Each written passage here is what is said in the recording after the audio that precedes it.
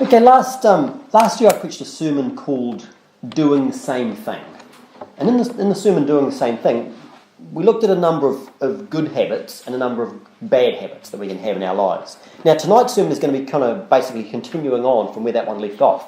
We're going to look a little bit about how habits form, and we're going to look at some specific steps that we can take to form a good habit or to break a bad habit. You're there in Luke chapter number 4, and the verse I want us to notice just to begin with is verse number 16. Luke chapter 4 and verse number 16. It says, "And he came to Nazareth, where he had been brought up. And as his custom was, he went into the synagogue on the Sabbath day and stood up for to read." So notice it says, as his custom was. This verse gives us some insight into Jesus' life. A lot of people, they'll just read over this and don't even think about it. But when it says, as his custom was, that means that wasn't the first time that Jesus had gone into the synagogue and, on the Sabbath to read. Okay? It means that he did it repeatedly. It was his custom. He did it regularly. One of the dictionary definitions for custom is something that one does habitually.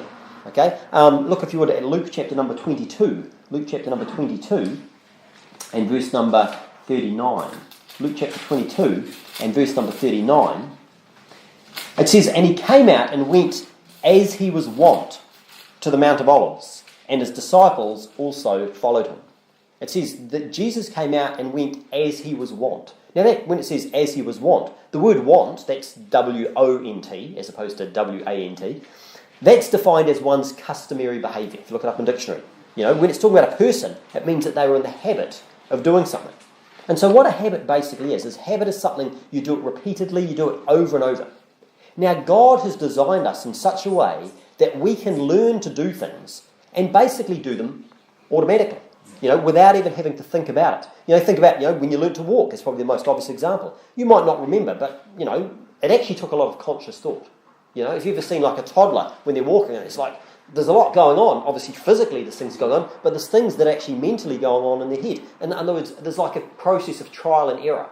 What happens if I contract this muscle or contract this muscle? What happens if I do this, if I lean this way? That's what's actually going on. And inside their mind, they're actually, they're recording the things that are going on. And obviously they make a lot of mistakes. They fall over, you get bumps and bruises and so forth. But over time, this process gets automated. So what that means is that you don't sort of consciously think about, which muscles you contract and which ones you relax. And when you walk, you just think, I'm going to go over there, and you just walk. It just happens automatically. Okay? Think about learning to drive. Remember learning to drive? We've got some new license holders and stuff around the place now. And think about, at the start, there were all these different things you had to do simultaneously. You've obviously got to have your hands on the steering wheel, you've got to turn the car. But you've also, if it's a manual, as many drivers are big fans of manuals, then guess what? As well as pushing the accelerator and the brake, you've got the clutch.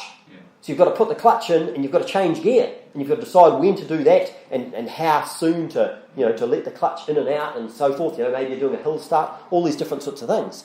And you've got to coordinate it. But once you've learnt to drive, once you've sort of got the hang of it, once it's become, what's the word for it? It's become automatic. Then those things, they move from your conscious control to unconscious. It's unconsciously done. They have become habitual.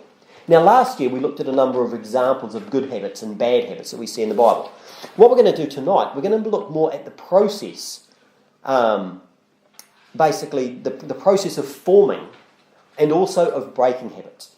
Because by definition, a good habit, that's something that we'd like to, it's something we'd like to perform. It's something we'd like to do. We'd like to maybe, do a particular behaviour and do it regularly. Think, I wish I had the habit of doing X, Y, or Z. Okay? Whereas a bad habit, that's something I wish I didn't do that. It's about, maybe you bite your nails or something I wish I didn't do that. I'd like to break that bad habit. I'd like to stop doing it. Now, people have been studying habits for a long time. I was reading about back in the 1800s, there was a psychologist who was experimenting with cats. And he had these cats, and he was doing experiments with them. And don't worry, no cats were harmed in the process of this. But basically what he'd do, he'd place each cat inside a device. They called it a puzzle box. So they put the cat inside this box. And the box was designed so the cat could escape through a door, but they had to do, there was something they had to do. There was some sort of action they had to perform. Maybe they had to pull a loop of cord or something. Maybe press a lever or stand on a platform. There was something they had to do, and if they did the right thing, it would release the door, and they could then get out. For example, there was one box that had a lever. If you press it, it would open the door on the side of the box. Once the door was opened, the cat could come out. What do you think they had out there? A bowl of food. So it's like the cat, oh, great, if I do that, this opens, I go out and I get some food. Okay. Now, most cats wanted to escape as soon as they get placed inside the box. It's kind of a natural thing. They probably don't like being put in a box. They might think they're being, well, back in the 1800s, they wouldn't necessarily be driven off to the vet, but whatever the case, cats probably don't like being, going through that sort of experience. And so, what they would do when you put them inside the box, they'd poke their nose, they'd go into all the corners, they'd stick their paws into openings, anything loose, they'd just, look around to try and find if they could get their way out. And so after a few minutes of exploration, what would happen? They happen to, by chance, press the right thing or pull the right thing, the door opens, they get out. Now, he did many trials with a number of different cats, and basically the cats, they'd move randomly around the boxes, but then what they'd do is by chance, they'd do whatever they need to do and they'd escape. And then what they would do is they would associate whatever it was they did with being able to get out of the box and being able to get the food. Okay, so that the action was associated with the reward. And over a number of trials that he did, the average time for the cat to get out of the box, what do you think happened to it? It got quicker. It went down. The cats got faster. Why? Because they learned. Like at the start, it might take them a minute, 2 minutes, or whatever to get out. But by the end, less than 10 seconds, and they're out. Why? Because they'd learned that this action opens the door, I can get out and I can get my food. And so, basically what a habit is a behaviour that's been repeated enough times so it becomes automatic. Now, when you're in the learning phase, this is quite interesting, well, I thought it was interesting, when you're in the learning phase, the brain activity is high. Because the brain's thinking, it's observing, it's getting as much stimulation as it can, it's thinking, if I try this, and so there's a lot of activity going on, and they've done this, they've measured what's going on with brain activity, in both people and in animals. So in this learning phase, the brain activity is high. But once it becomes routine, once you've learned it, do you know what happens to the brain? The activity goes down. It becomes automatic. And if you think about it, that means you can do it without thinking. That's why when someone's learning to drive a car, there's a lot of activity going on in the brain. They're thinking all of these things going. I'm moving this lever and turning this and indicator on and to check the mirror and all these different things at once. But later on, when someone's learnt to do it, they drive a car and do you know what's happening in the brain? Very little. Because they've learnt it. And that's why once you've learnt to do it, guess what? You can eat a hamburger or you can, be, whatever else, texting or whatever other illegal things you might be doing in the car. You know what I'm saying? And the fact is, if you tried to do that at the start, there'd just be no chance. Because if you tried to text when you were learning to drive, you'd stall, you'd crash, you'd do all those sorts of things. Now, obviously, they discourage people from doing that. They think you're going to crash anyway, but I'm not going to get into the wheres and wherefores of that. But the point about it is that because it becomes automatic, your brain does less, and so that means it's something you do in your non-conscious part of your mind. You're not thinking about it, which means your conscious mind can do something else. Okay? And so that's a key thing to understand. Your conscious mind, it's free for other things. And the fact is, this is an amazing mechanism that God has designed. He's designed us this way. If he hadn't, imagine if he hadn't, what would happen? Guess what? Every time we're doing something, like I'm just walking over here, well, guess what? I'd have to stop talking. Because I wouldn't be able to think about what I'm speaking about because I'm busy thinking, move this muscle, balance this and do that. But God's designed us. Guess what? I can walk around and move around without consciously thinking about it. Now, when we're talking about habits, what habits really are, is habits are basically mental shortcuts that we've learned from experience. Just like the cats in the box, they experienced something and they learnt from that and eventually it becomes a habit. Okay? And so, in a sense, it's basically what a habit is. It's just like it's a memory of the steps that you previously performed to follow, to solve a problem that you had. You had this problem, cat getting out of the box. If I do this, this gets me out. And so you did these steps and you learnt that. And so whenever the conditions are right again, you find yourself in a box again with the same sort of lever there. Guess what? You can draw on that memory, you can follow those same things, and you can automatically end up with a solution. In other words, instead of thinking, I should try this, I should try that, it's like, oh, there's that, I know. It's just if that, then that, and that's how you get out.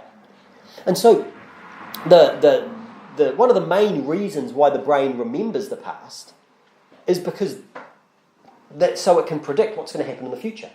Like if in the past when I pushed this lever, that opened the door, I'm thinking, well, if I push that again, that might open the door. That's kind of the process that's going on. Okay? And so habit formation is something that's very useful because the conscious mind is actually a bottleneck of the brain.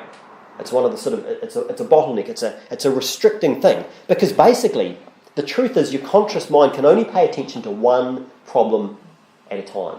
You've probably all heard of things like multitasking. Okay, I'm not talking about time management and stuff like that now, but one of the things about multitasking is something that it just doesn't really work for people.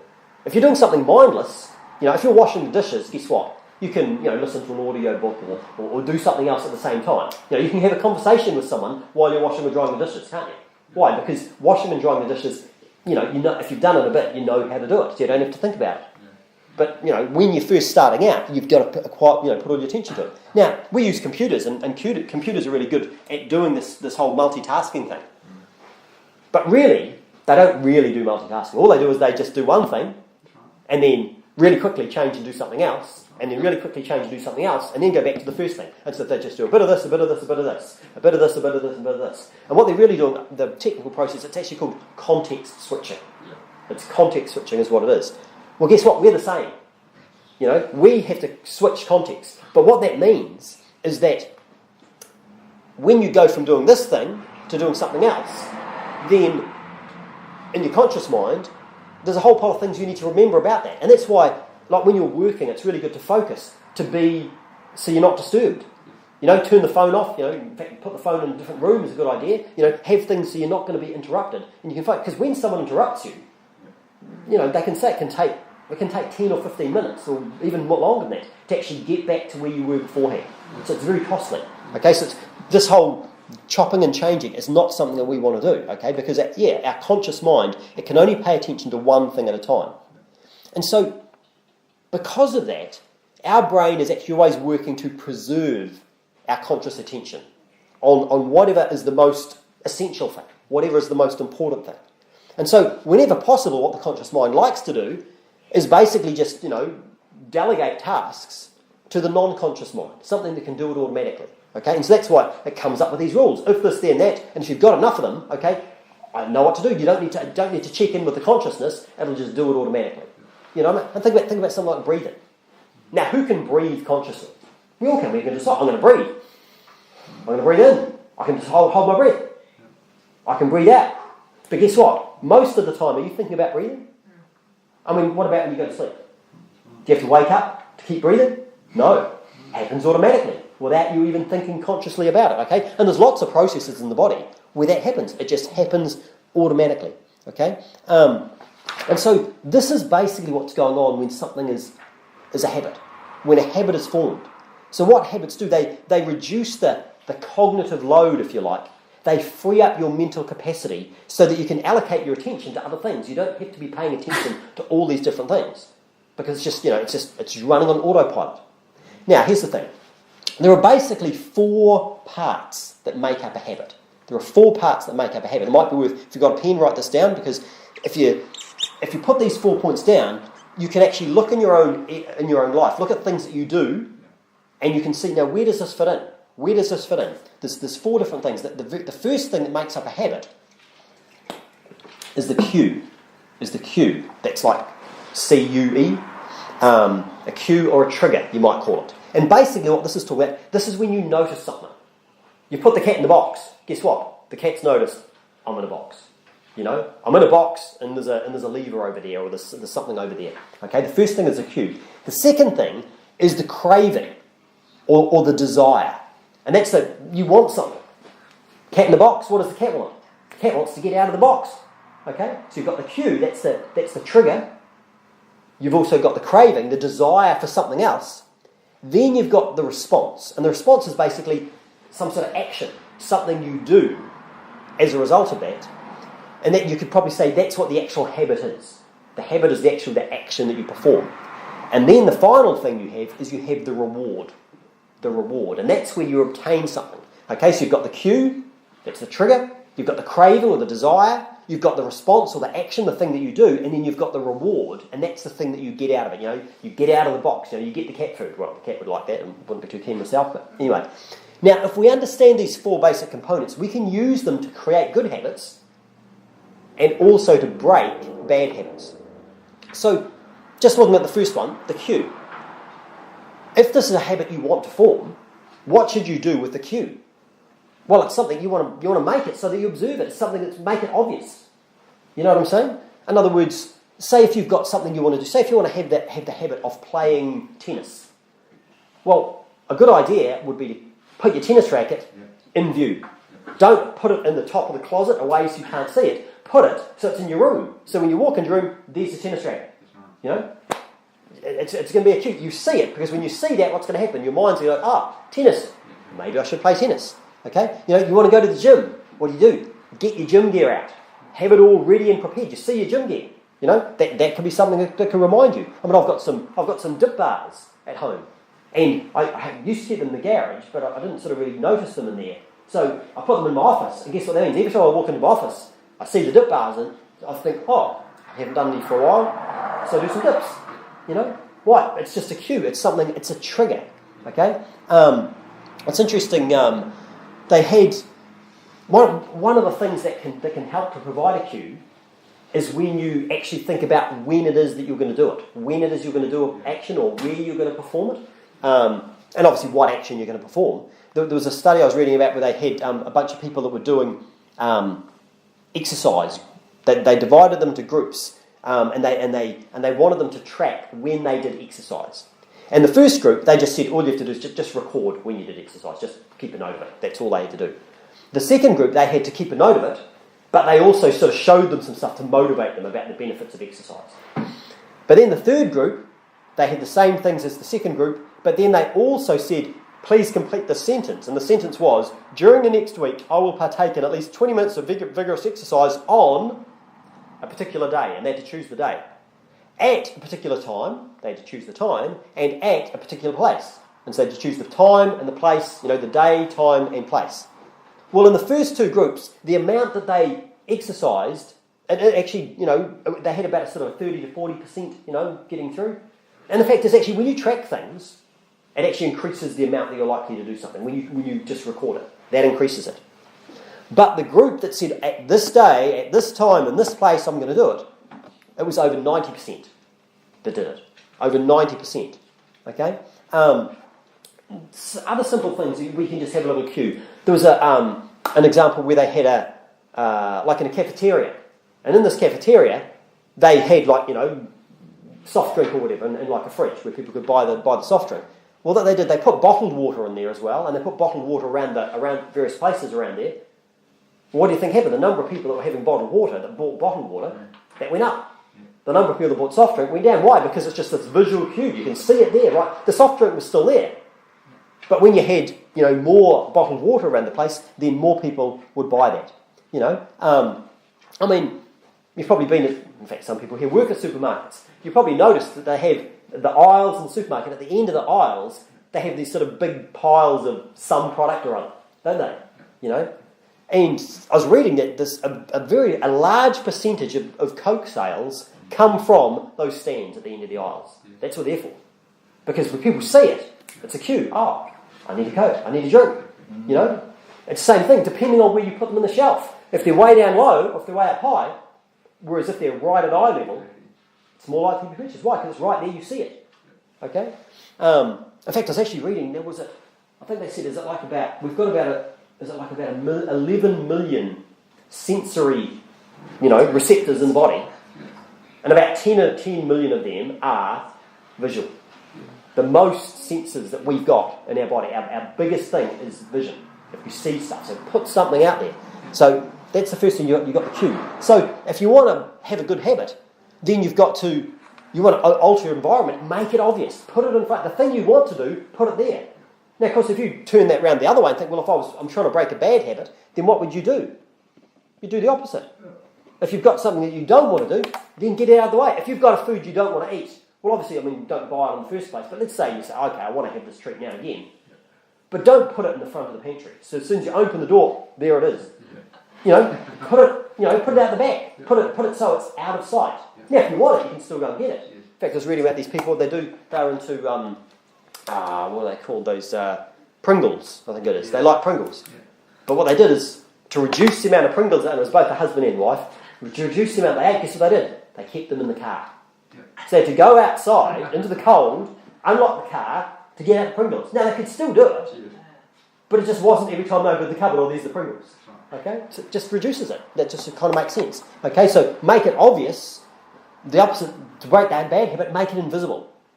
Find out what's a cue, what's something that triggers me to do this thing, and then think, I'm going to remove that so I don't, it's not going to encourage me to do it. So that's the first thing, is the cue. Second thing, looking at the craving. So the craving is like the desire. So what you want to do, if it's a good habit that you want, then you want to make it attractive. Make it attractive. Put yourself in an environment where what you do is valued. Where what you do is valued. You see, think about smoking dope. Now, if you were to come to our house and smoke dope, well, apart from that, I'd say, get out, you stoner. You'd be in an environment where people there would look at you and think, you loser, what's wrong with you? But there are environments you could go to where if you were smoking dope, people think, that's cool. That's cool. So what you want to do is you want to be in an environment where what you're wanting to do is something that's valued. Or conversely, what you don't want to do is something that's that's not valued.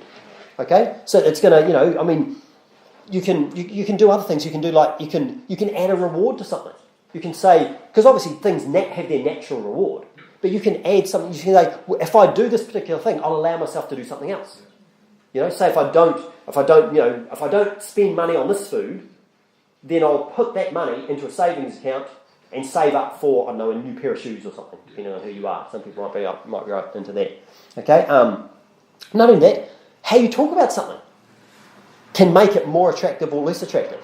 If you say, look, I've got to do this. I have to do this. What does that give the impression of? It doesn't sound like it's attractive. It's like, I've got to do this. Whereas if you say, I get to do this, what does that sound like? Yeah. It sounds like it is attractive. Yeah. So just by altering your words, you say, is words really that important? Well, actually it is. Proverbs 18:21 says, life and death are in the power of the tongue, and they that love it shall eat the fruit thereof. The words we use are important. They can make it attractive, they can make it unattractive. Okay, so we've got the cue, we've got the craving, then we've got the response. So this is when you take action. This is the actual habit that you're going to do.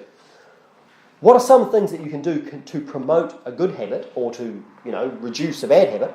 Well, if it's a good habit, if it's something you want to do, then make it easy.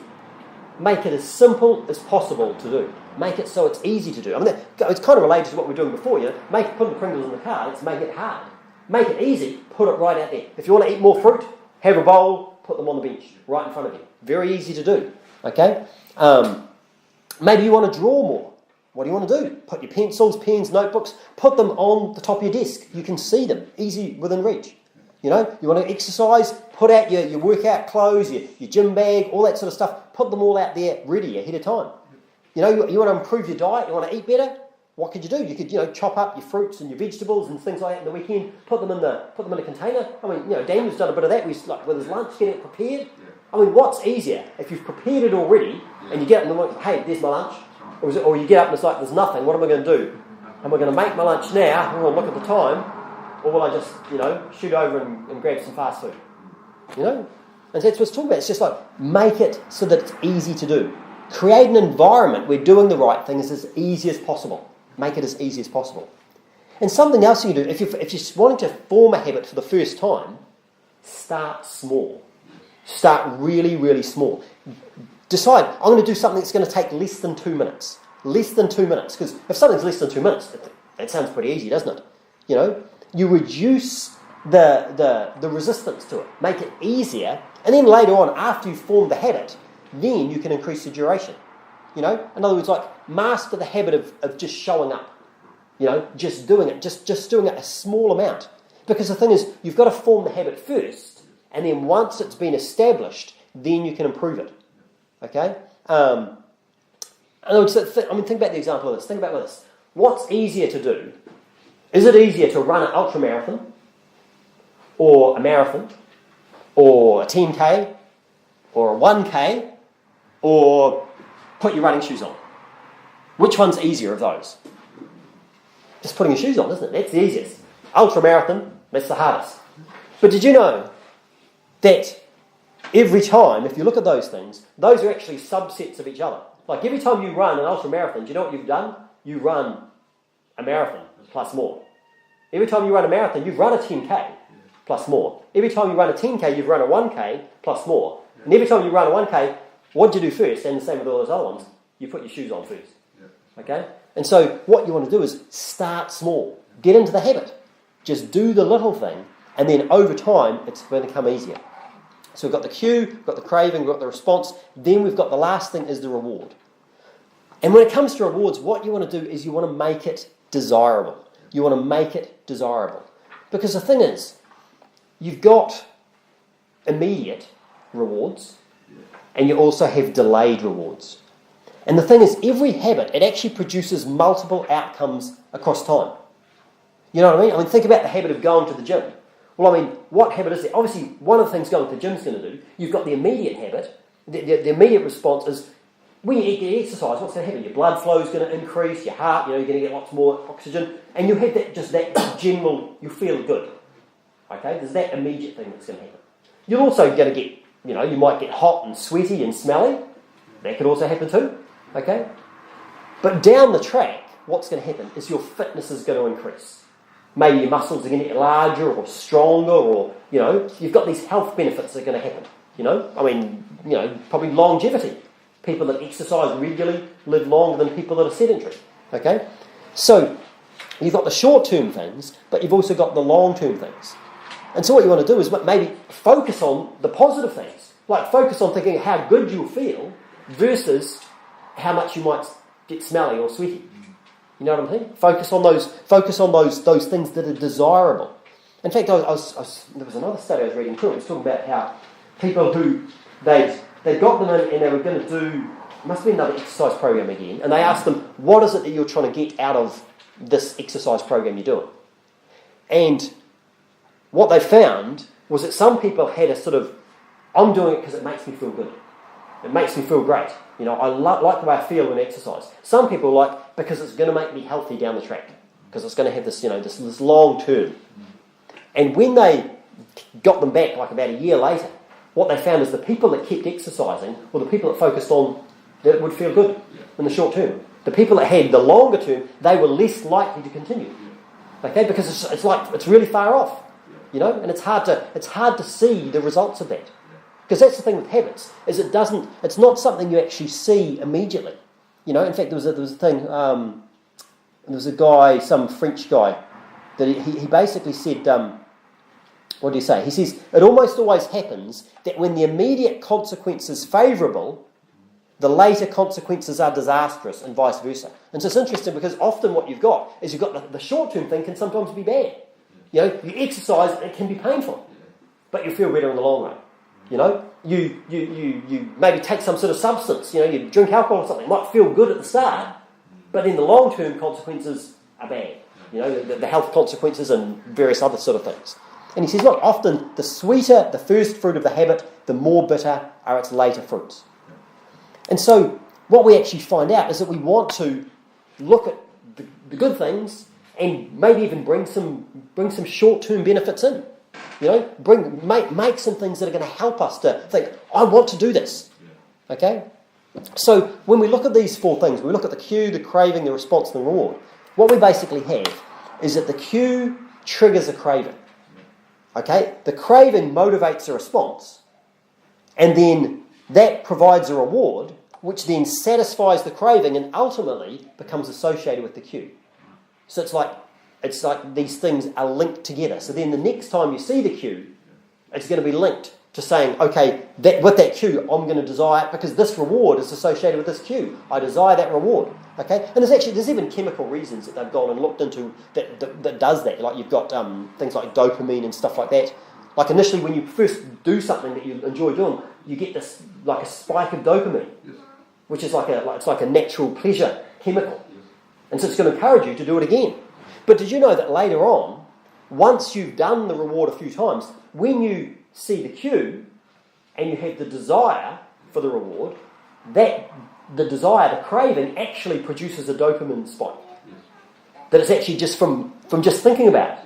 And that kind of relates to what we're preaching about this morning. Remember the whole thing about thinking. You know?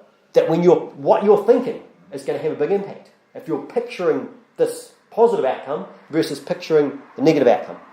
So we saw with the good habits, what we're going to do, we want to make it obvious, put them out there, make it attractive, make it easy to do, make it desirable. Whereas with bad habits, make it invisible. Make it invisible. You know, craving, you want to make it unattractive. Maybe attach negative things to it. Make it hard to do. You know, put things out of sight. Put things so you've got to jump through a pile of hoops to be able to do something. And make it unsatisfying. Now you might ask and say, well, okay, how long does it take to form a habit though? How long does it take to form a habit?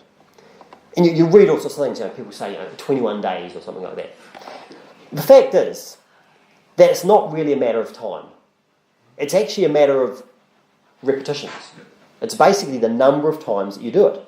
Okay? It's the number of times, the more you do something, the more it's going to become a habit. The more it's just like driving a car. You know, the more you drive a car, the more automatic it becomes. If you drive a car, once a month, it's going to be hard work.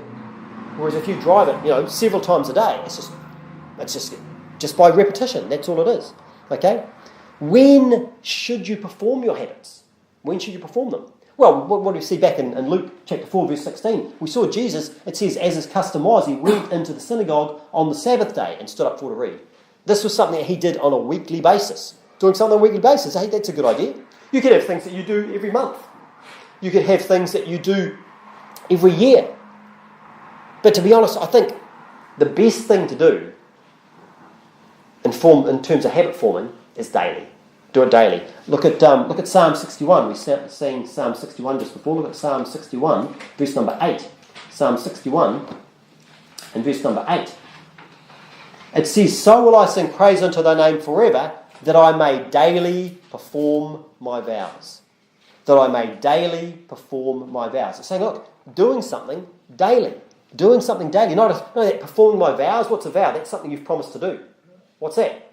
On this day, at this time, this is what I'm going to do. He says that I may daily perform my vows. And there's a lot of things, the Christian life, I think we talked about in our previous habit sermon, a lot of things the Bible talks about doing daily.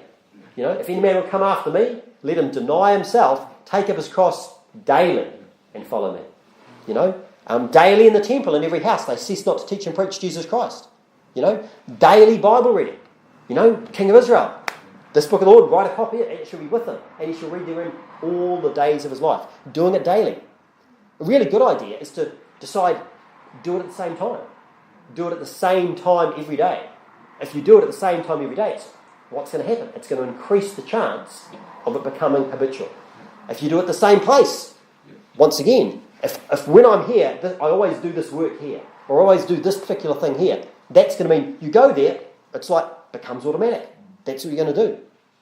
And the thing we need to understand is that good habits, they can make a massive difference in your life. Now, the thing about it is, it doesn't seem to make much difference at the start. Like you do something once, nothing happens. Something again, nothing happens. Something again. But it's kind of like,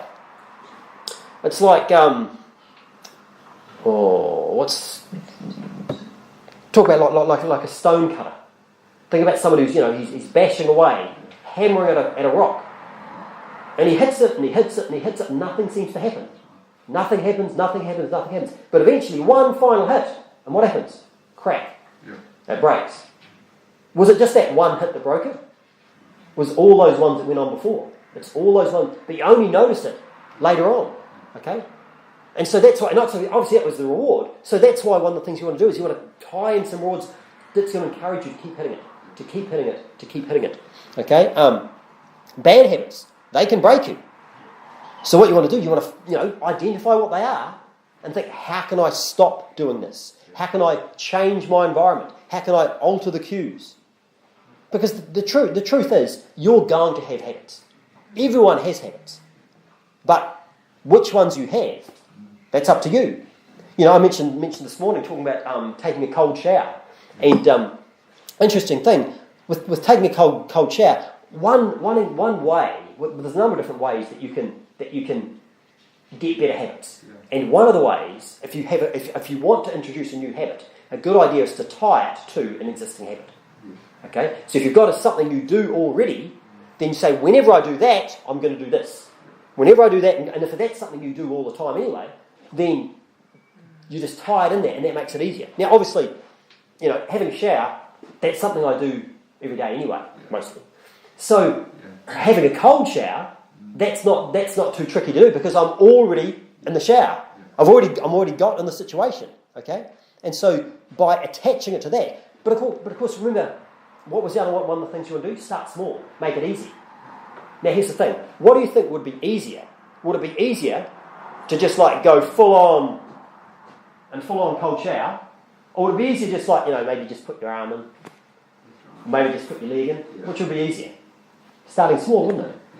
I actually started small, and it was because it was some guys at squash, and he was telling me that one thing he found was really helpful for muscle soreness. After a game of squash, he'd go and wade in the sea, and he found he reckon it really reduced the muscle soreness. So all I did, I just put my legs under the cold water. That's all I do, just a little bit here, and it's it's no big deal.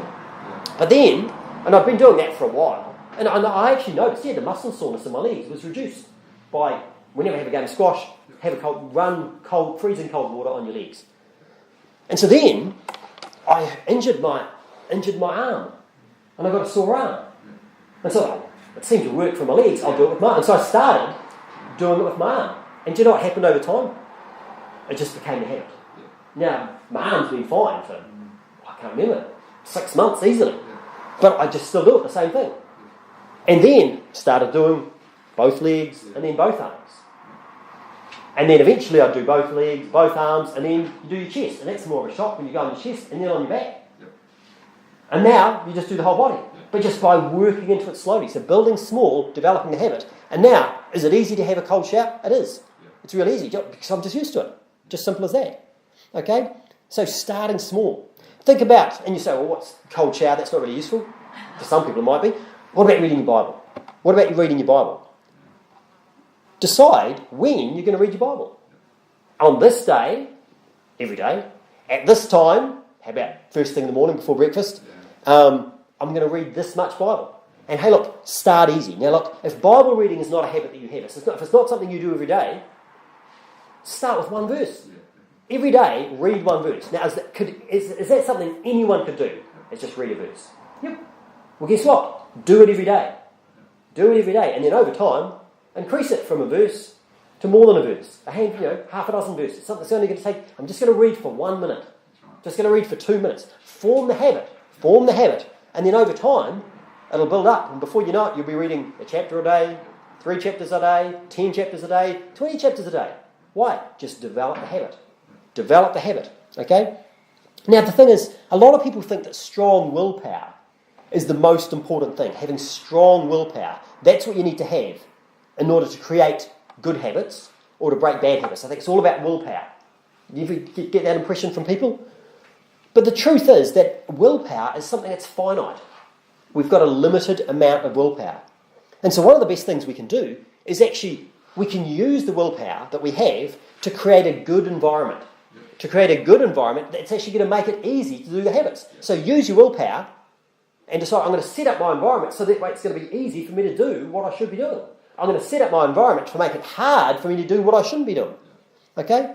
And, so, willpower, it's kind of like, it's kind of like muscle power as well. When you have willpower, it's like there's a finite amount. But obviously, as you exercise it, you can become stronger at it. But over time, you run out of it. So guess what? What's the best time? When do you have the most willpower? When you're refreshed, normally at the start of the day, when you've had a good night's sleep, when you're all ready to go, that's the best time to do it. So that's the time to do the things that you find most difficult to do them first. And then later on, do the things that require the least willpower. Okay? We want to set things up. We want to promote an environment. Promote an environment that's going to produce what it is you want to produce. Now, there might be different things in your life. There might be different things. Obviously, we're here in church. So what we want to do, we want to be godly Christians. We want to be people who follow Jesus. Okay? Follow the steps. But guess what? There are steps that we can do. Spending time in prayer, make that a daily habit. Reading the Bible, make that a daily habit. Preaching the gospel, make that a part of your regular routine. Form a habit. Okay? Now, I'll just read you something quickly just to show you, because I thought it was quite interesting. This was a story about a guy, a Hungarian guy. And in 1965, this guy, his name was Laszlo Poldar. And this guy, he was a person who believed in hard work. He believed that if you work hard, you can achieve, amazing things. In fact, he actually rejected the idea of innate talent. Innate talent is the idea that people have this inborn, I'm just gifted at this particular thing. He didn't agree with that thing. And he thought that a child could become a genius in any field. And so he said basically that a genius is not born, but rather they're educated and trained. And he believed this idea, and what he wanted to do, he wanted to test it out with his own children. And so what he did, he didn't have a wife at this stage, so he wrote to this lady called Clara, because he needed someone who was willing to go along with his plan. And he found this lady, Clara, who's also a Hungarian, I imagine, she was a teacher. And she wasn't quite as adamant as Laszlo was, but she also believed that with proper instruction, anyone could increase their skills. And so what he decided to do, he decided that chess would be a suitable field for the experiment. He wanted to experiment with chess. Okay? And so he laid out a plan to raise his children to become chess prodigies. That's what he determined to do. The children would be homeschooled, so they could just teach them the most they possibly could, which in Hungary that wasn't a thing. Hungary would have been probably communist, and so homeschooling is not really the thing to do over there. Their house would be filled with chess books, with pictures of famous chess players. So what are they doing? They're setting up the environment. The children would play against each other constantly and compete in the best tournaments they could find. The family would keep a meticulous file system of the tournament history of every competitor the children faced. Their lives would be dedicated to chess. So they were just going to make it so that the children, there would be queues everywhere. What would the children do? They'd crave to play chess. And in fact, we'll read about it in a wee minute. It would make it easy for them to do. It would be simple for them to do. And they would reward them for it. So within a few years, they had 3 young girls. Now, if you know much about chess, who are the top people in chess in the world? Are they ladies or are they men? They tend to be men. It's very much a male-dominated sport. So they're at a disadvantage, seemingly. But here's the thing. They had three daughters, Susan, Sophia, and Judith. Susan, the oldest, she began playing chess when she was 4 years old, and within 6 months, she was defeating adults. Sophia, the middle child, did even better. By 14, she was a world champion. And a few years later, she became a grand master. Judith was the youngest, was the best of all. And actually interesting, because I was reading, because you read all about these, it's on Wikipedia and stuff, you read about them, and according to the other older sisters, she actually wasn't the best. They reckon that she wasn't the naturally the best, the youngest one, but they reckon she worked the hardest. But Judith, the youngest, was the best of all. By age 5, she could beat her father, and I imagine her father was probably pretty good. At 12, she was the youngest player ever listed among the top 100 chess players in the world. At 15 years and 4 months old, she became the youngest grandmaster of all time. That was younger than Bobby Fischer. And Bobby Fischer was like an amazing chess player, who was the previous record holder. For 27 years, she was the number 1 ranked female chess player in the world. And the thing about it is, their childhood, it wasn't a normal childhood, And yet if you talk to them about it, do you know what they'd say? They liked it. Their lifestyle, it was attractive. It was enjoyable. They said it was entertaining. It was hard work that they did, but they loved playing chess. They couldn't get enough of it. One time Laszlo said he found Sophia playing chess in the bathroom in the middle of the night. And he encouraged her, go back to sleep. He said, Sophia, leave the pieces alone. She says, Daddy, they won't leave me alone. She loved it. She loved playing chess.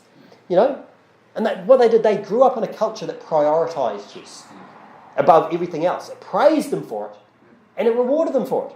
And what did they become in the end? And I was reading on Wikipedia, these guys bet, Karpov, Kasparov, Judith bet them. She bet the top men in the world. I think she might have reached 8th in the men's rankings in the world, And she, way above what anyone else had ever done before. Why? Because what they did is they just set up these habits. They provided cues that are going to prompt them in the right direction. They provided the environment. They made it easy for them to do these things. Now, am I saying, hey, you want to go out and become some chess prodigy? No, that's not what I'm saying. But the point is, decide what it is you want. Yeah. You know, decide what sort of life you want to live. Decide what the good habits are you want to have in your life, and set your environment up so it's going to help promote that. Yeah. Decide what the bad habits are. What are the things that are bringing you down? You know, I mean, in fact, I heard about this. There was athletes when they're trying to reach a certain weight before some big performance. Sometimes what they do is they won't take their wallet to town.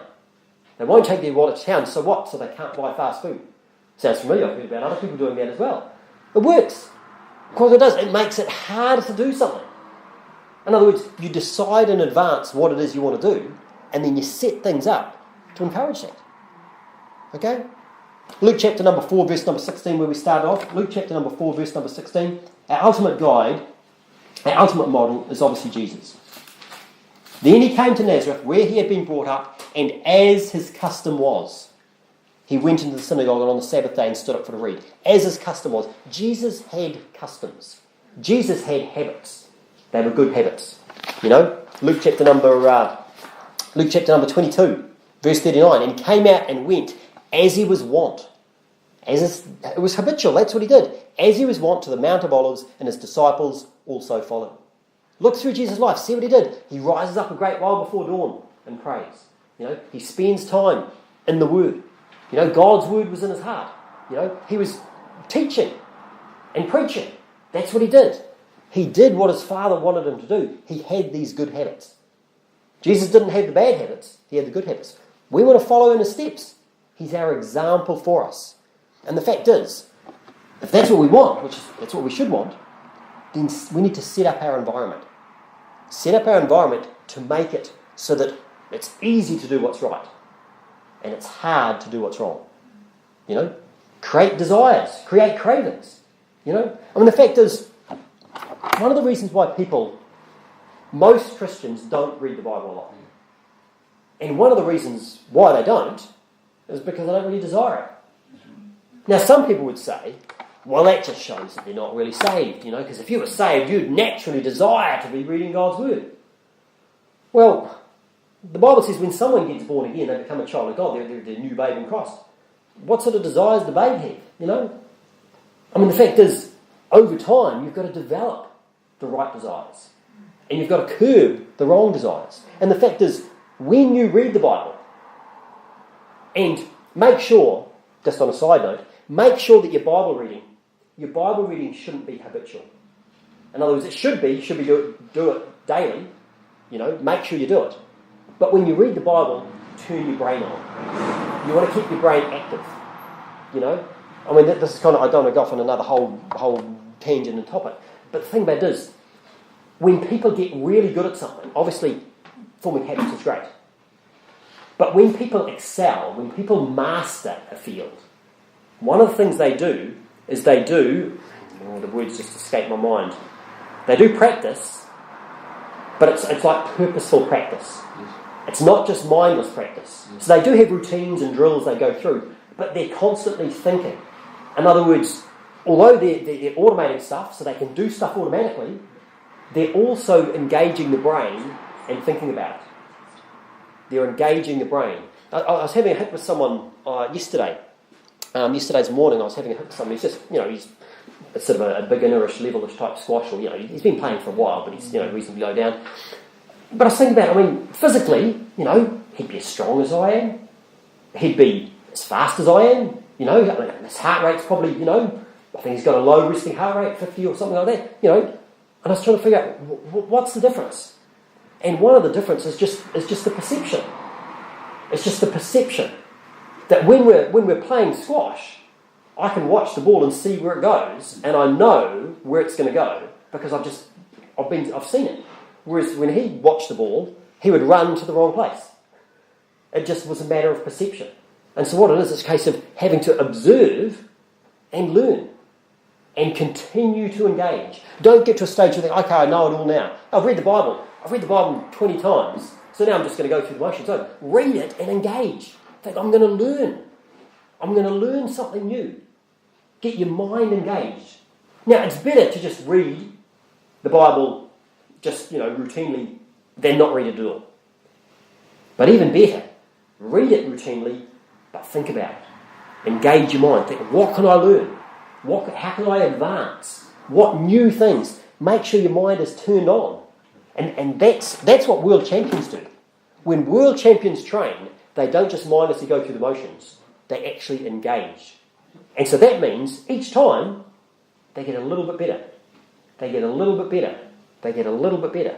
And just those tiny little percent, just 1% here, 1% there, over time, it's like compound interest. At the start, not much difference. And that's why people often don't stick with habits.